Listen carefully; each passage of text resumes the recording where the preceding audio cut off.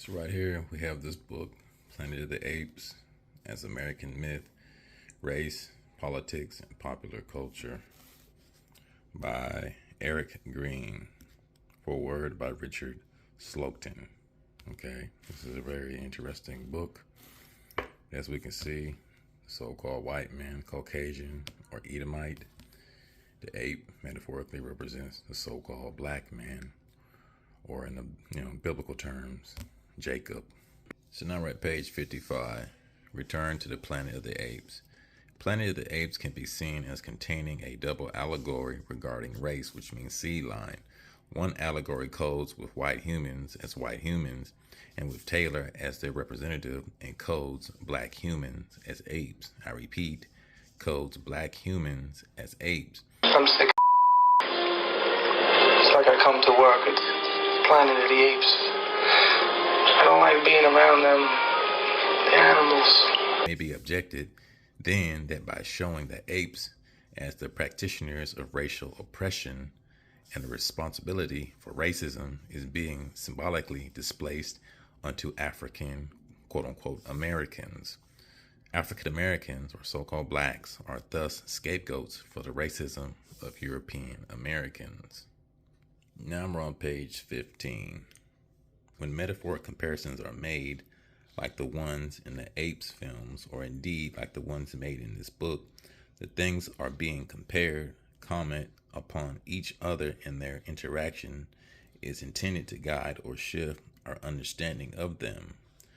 Anthropologist Victor Turner notes philosopher Max Black's conviction that a metaphorical statement is made up of a principal subject that is being compared to a subsidiary subject, the basis of the comparison. For example, screenwriter Paul Den's statement that the ape uprising and conquest of the Planet of the Apes is like the Watts riot is a metaphoric comparison in which the film's climax is the principal subject and the Watts riot is a subsidiary subject. Turner points out that rather than single things, both subjects in this type of comparison are in fact multivocal symbols, whole semantic systems which bring into relation a number of ideas, images, sentiments, values, and stereotypes. White fear of racial apocalypse in the Americas can be traced back as far as the colonial period, when the colonists felt themselves encircled by the dark, savage Indians. Later, Native Americans were joined in the white Americans' apocalyptic dread by the other great respiratory of racial dread, Africans. The threat of slave uprising and fear of racial apocalypse led the Thomas Jefferson to tremble for my country when I reflect that God is just, that his justice cannot sleep forever, that considering numbers, nature, and natural means only a revolution of wheel of fortune and exchange of situation is among possible events, that it may become probable by supernatural interference. The Almighty has no attribute which can take side with us in such a contest. In the States, still later, when the fear spread that the huddled masses will become a rising tide of color, the forces of racial reaction acted to keep out the wrenched, refused through draconian, racially biased immigration restriction. Hence, there is a long-standing fear among whites in the United States of an exchange of situation, a loss of racial dominance. Those fears were aggravated during the 60s by the war in Vietnam and by the black liberation struggle at home. The sense that the racial violence abroad and at home was beyond control had shaken the security of white racial hegemony and led to a self-examination by whites, of which the Apes films were a part. Rod Serling wrote the first drafts of the Planet of the Apes screenplay for Arthur Jacobs, a so-called white man or Edomite, meaning what? A Caucasian Jew, right? They know our history. Now, what do we have right here? A Caucasian or a Edomite.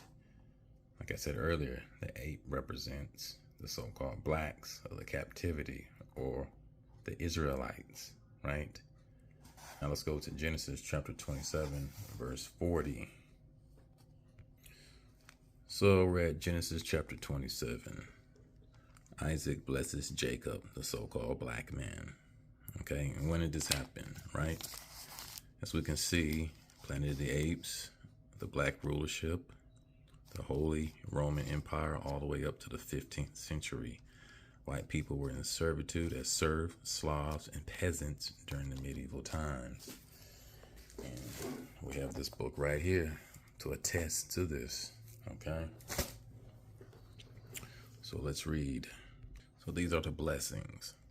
Surely the smell of my son is like the smell of the field, which the Lord Yahweh has blessed. Therefore may God give you of the dew of heaven, of the fatness of the earth, and plenty of grain and wine. Let peoples serve you. Let nations bow down to you. Be master over your brethren, and let your mother's sons bow down to you. Cursed be everyone who curses you. Meaning what? Israel or Jacob, right? And blessed be those who bless you. Okay? Esau's lost hope. We're going to start at 39. Then Isaac, his father, answered and said to him, Behold, your dwellings shall be of the fatness of the earth, and of the dew of the heavens above. By your sword you shall live. And we see that today as the Caucasian, what is massive weaponry and advanced technology, right? They live by the sword. And you shall serve your brother. Okay? The so-called black man. This happened during the Dark Ages or the medieval times. Okay? They were peasants, serfs, and slaves or Slavs. Okay? Black doesn't equal slavery. Okay? And it shall come to pass when you become restless that you shall break his yoke, as we can see right here, from your neck. And when did they do this? They did this during imperialism in the 18th century. Some would say the French revolutions, when they started to gain power in World War I and so forth, when they came and conquered and colonized pretty much the whole world. When they came and they conquered various lands and land masses through imperialism. Okay? So now we're in this book, The Negro Rulers of Scotland and the British Isles. This is what they don't teach you in the educational system. This is blackballed, or this is banned, right? So now we're on page 122. Around BC 1500, Europe had gradually changed from an all-black populous inhabitant to a multiracial continent. Every European nation prior to the presence of whites was ruled by the indigenous Africans, who were called Moors, meaning what? Black or Negro. During their dominance of Europe, the powerless white gradually increased their population to become Europe's majority, but lacked the social structure to find equality among their black superiors. The black Moorish monarchs of Europe brutally inflicted a cruel slave apartheid upon the disadvantaged and innocent whites. Their genocidal, inhumane atrocities were severely imposed without a measure of mercy and can only be compared with a reversed apartheid placed upon the Africans many centuries later. Okay? Retribution for the inhumane treatment placed upon Europe when Africa was its masters. Had today's Negroes avoided the process of being brainwashed concerning his own history, he would have understood that over 3 millenniums ago, the white man was under the black man's supremacy. Okay? And addressed the black man as master, my lord, sir, and imperial his majesty. Okay?